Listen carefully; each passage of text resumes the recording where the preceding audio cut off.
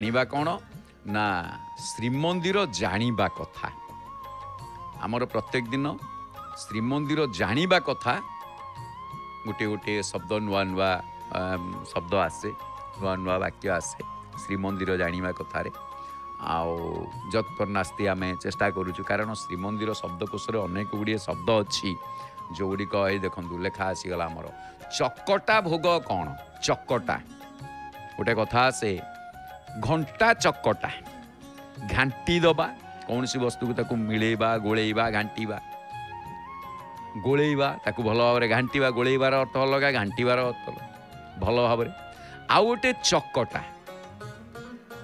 चकटा कहले श्रीमंदिर रे अणसर समय रे राघव दास मठरू आसी थाए कौन कहले धुआ मुग राघव दास मठरू धुआ मुग एवं पणस भोग आसी थाए पणस आउ से भोग को कौन करा जाए ना ताकू चकटा भोग कहा जाए ताकू चकटा भोग अर्थ महाप्रभु पणा चकटा अर्थात लघुपाक द्रव्य महाप्रभु व्यवहार करते जोटा कि सरल तरल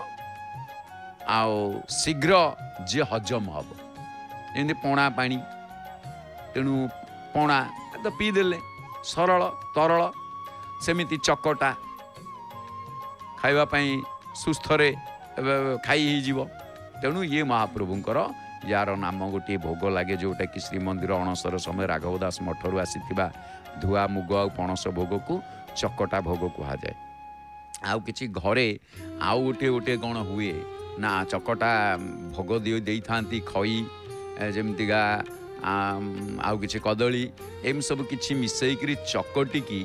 सबू कार्तिक मासरे माँ माने गोटे भोग करती सब थोई थांती भोगरे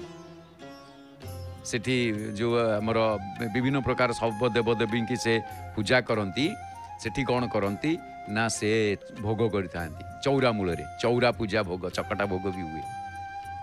तेणु आमर उत्कल ये हूँ प्रसिद्ध चकटा भोग आउ महाप्रभु श्री जगन्नाथ ठारू हानित